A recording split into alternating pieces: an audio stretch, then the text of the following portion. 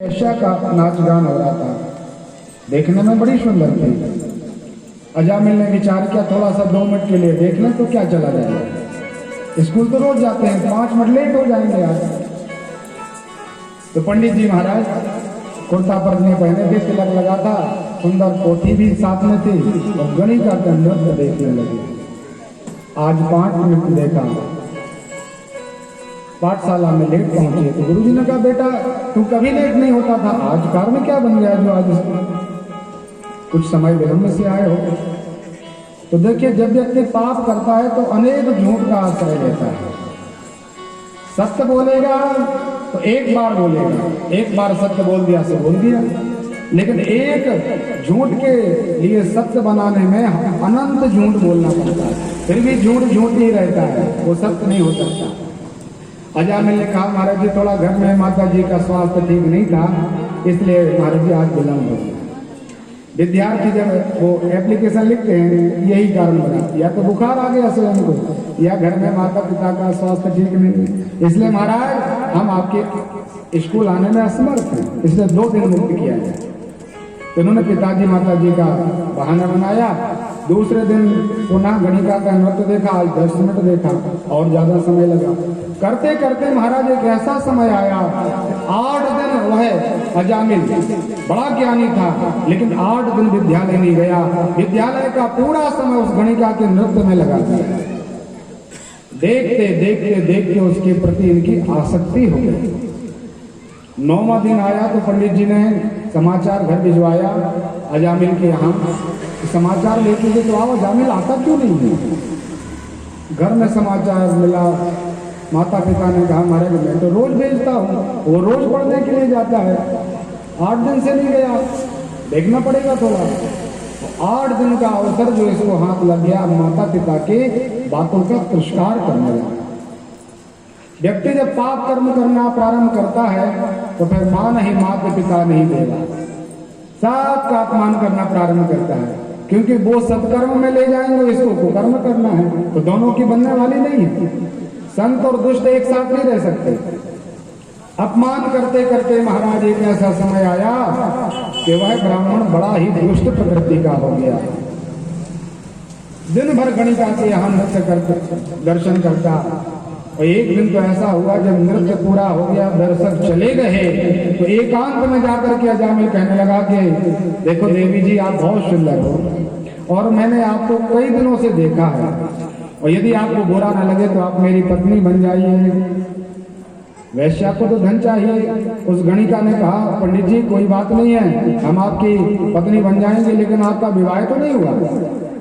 अजामिल ने कहा कि विवाह तो हो गया और 2-4 संतानों का जन्म भी हुआ है। तो इसने कहा पहले आप विवाहित स्त्री के लिए घर से निकाल दीजिए, इसके बाद मैं आपके घर में प्रवेश करूंगी। दुष्ट व्यक्ति अधर्म का जो साथ देते हैं वो धर्म को पहले घर से अलग कर देते, तब तो अधर्म प्रवेश करेगा। राम जी निरंतर भगवान शंकर के उर में वास करते हैं। शंकर भगवान के मानस हंस भगवान राम हैं और हृदय में हर समय भगवान की छवि बनी रहती है। आप लोगों ने कथा सुनी होगी कि शिव जी को जगाने के लिए कामदेव आया था।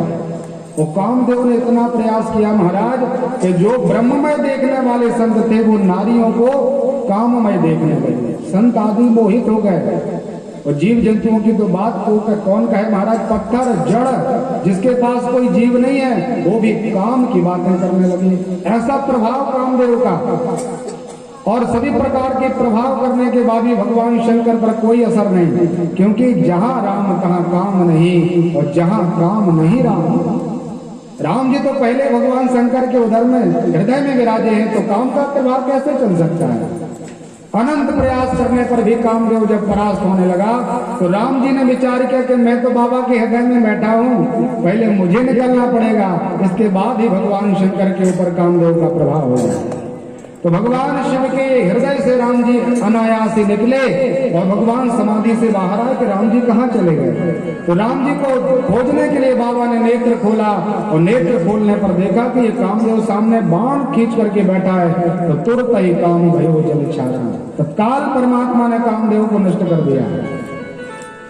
हृदय में यदि गंदगी पहले से भरी होगी तो आप कितना भी प्रयास कर लीजिए, परमात्मा हृदय पर आने वाले नहीं है। पहले आपका हृदय साफ हो तब भगवान उसमें वास करते हैं। और एक और इसका दूसरा पक्ष है, यदि आप बहुत भगवान का नाम लेने वाले हैं, खूब मालाएं करते हो, भजन करते हो, परमात्मा का नाम सत्संग चलता है, और ये करते करते यदि आप थोड़ा बहुत पाप भी करोगे तो पाप का प्रभाव आपके ऊपर आएगा नहीं, क्योंकि अंदर जो पवित्रता है उस पवित्रता के प्रभाव के कारण आपका पाप का जो प्रभाव है वो आपके ऊपर पड़ने वाला नहीं, पड़ता नहीं। लेकिन जब अधर्म को आपके घर में प्रवेश करना है तो पहले धर्म को निकालना पड़ता है। या धर्म को प्रवेश दिलाना है तो सभी प्रकार के काम, क्रोध, मद, लोभ सब इनको बाहर कीजिए, फिर भगवान को प्रवेश कराइए। अजामिल ने अपनी पत्नी का त्याग कर दिया, माता पिता का त्याग कर दिया, वैश्या को लेकर के घर में बांस दे दिया। वैश्या ने कहा महाराज पंडिताई से काम तो चलेगा नहीं, कोई पूजा नहीं कराएगा। संसार के व्यक्ति कहेंगे कि इसने गणिका को रख लिया है अपने घर में, ये कैसा ब्राह्मण है। अपमान होने लगा, महाराज कोई पूजा नहीं कराता। तो उन्होंने विचार किया कि साधन तो कुछ ना कुछ ढूंढना पड़ेगा धन का, धन लाएंगे तभी ये स्त्री प्रसन्न होगी। इसलिए महाराज चौर कर्म प्रारंभ कर दिया, चोरी करने लगे। चोरी करते करते बड़ा भारी डांका डालने लगे, डांका डालते डालते राजा के यहाँ चोरी करने लगे, बहुत बड़ा धन इकट्ठा करने लगे।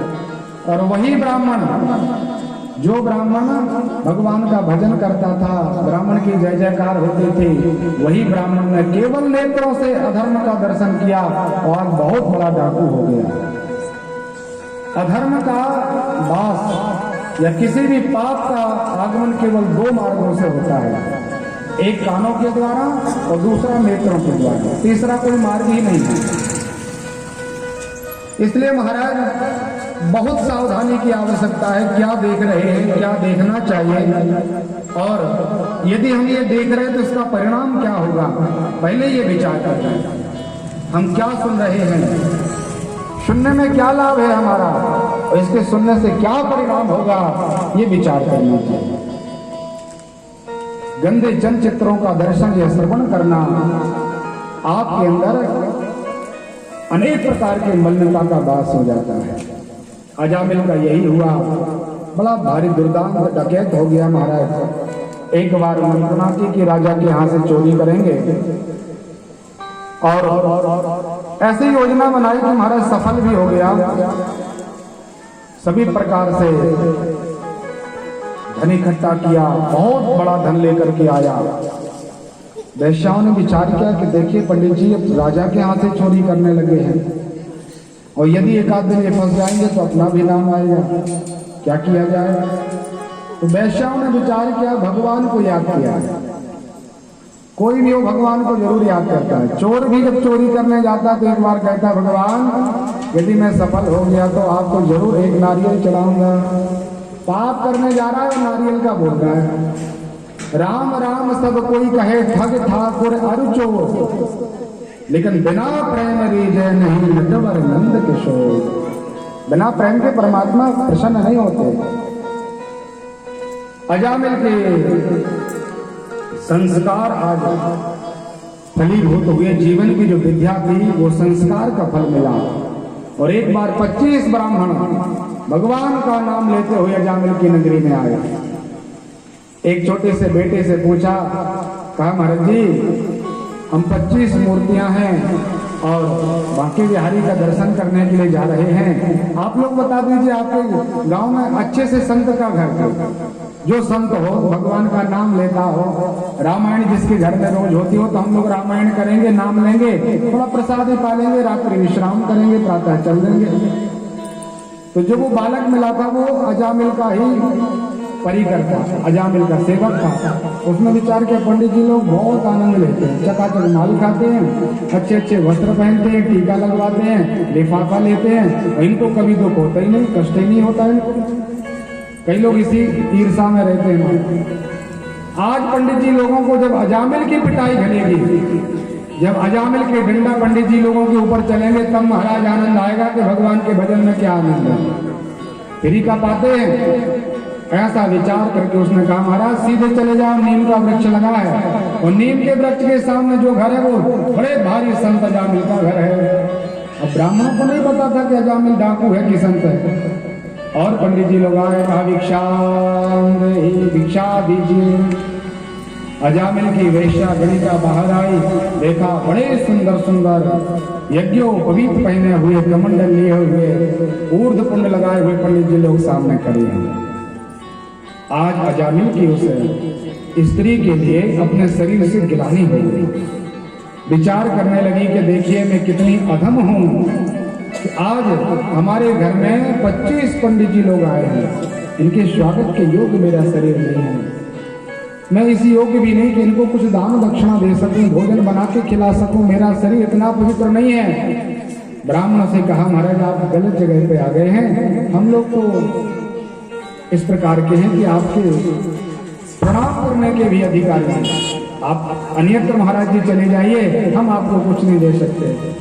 ब्राह्मण ने कहा कोई बात नहीं, आगे जाने लगे तो गणिका ने विचार किया कि मैंने सुना है कि यदि अपन सीधा दान करते तो उसमें कोई दोष नहीं, और ब्राह्मण स्वयं पापी हो, स्वयं हाथ से पका करके पाले तो किसी का भी अन्न हो उसके लिए कोई दोष नहीं लगता। उस गणिका ने कहा महाराज जी मैं आपको सभी प्रकार के अनाज की व्यवस्था कर दे रही हूँ, आप लोग स्वयं भोजन बनाइए, भगवान को पवाइए, स्वयं पाइए। कहा ठीक है।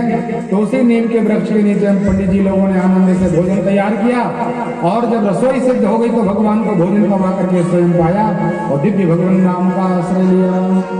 ओम नमो भगवते वासुदेवाय, ओम नमो भगवते वासुदेवाय।